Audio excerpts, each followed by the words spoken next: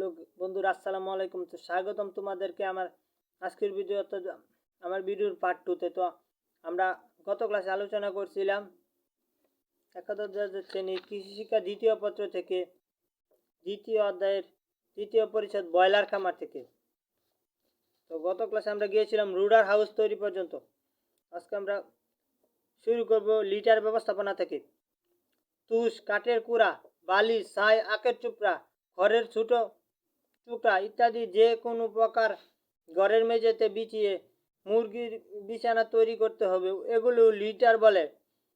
লিটারের পুরুত্ব 1.5 থেকে 2 সেন্টিমিটার হবে, 2 ইঞ্চি হবে। লিটারের আর্দ্রতা 20 থেকে 25% এবং ওজনে হালকা।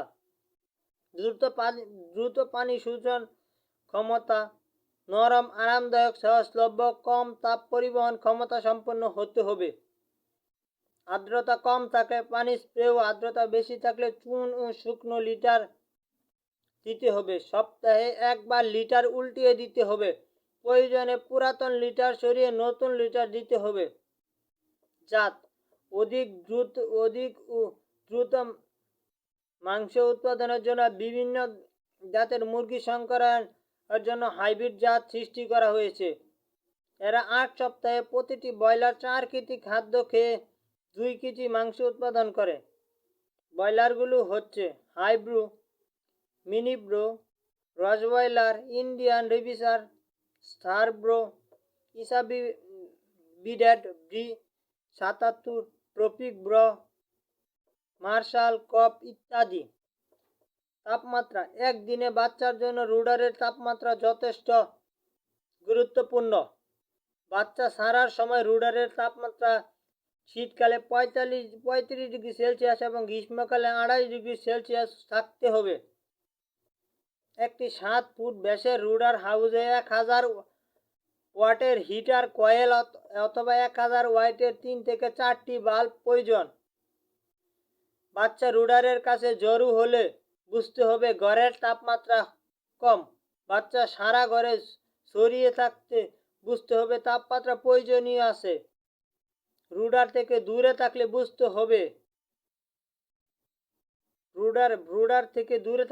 হবে তাপমাত্রা বেশি। 1 থেকে 21 দিন পর্যন্ত বাচ্চাকে তাপ দেওয়াকে ব্রুডিং বলে।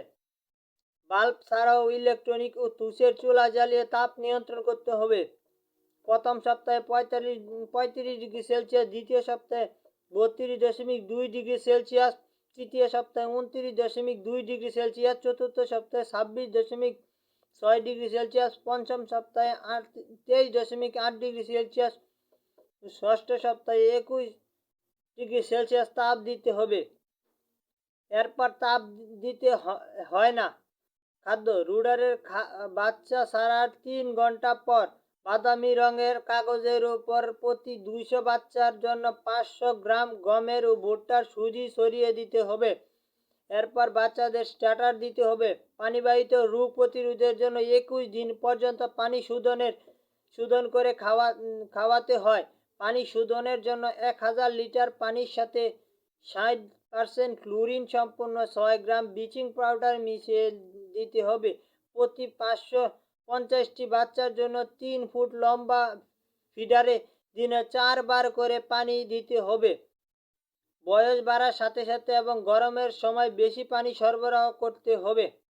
তো বন্ধুরা, আমরা আজকের ক্লাস এখানে শেষ করছি। দেখা হবে আমাদের পরবর্তী ভিডিও, অর্থাৎ এই ভিডিওর পার্ট 3তে। ততক্ষণ পর্যন্ত তোমরা সুস্থ থাকো। আর যারা আমার চ্যানেলটিকে এখনো পর্যন্ত সাবস্ক্রাইব করছো না, তারা দ্রুত সাবস্ক্রাইব করে নাও, যাতে পরবর্তী ভিডিও ছাড়ার সাথে সাথে তোমাদের কাছে চলে যায়।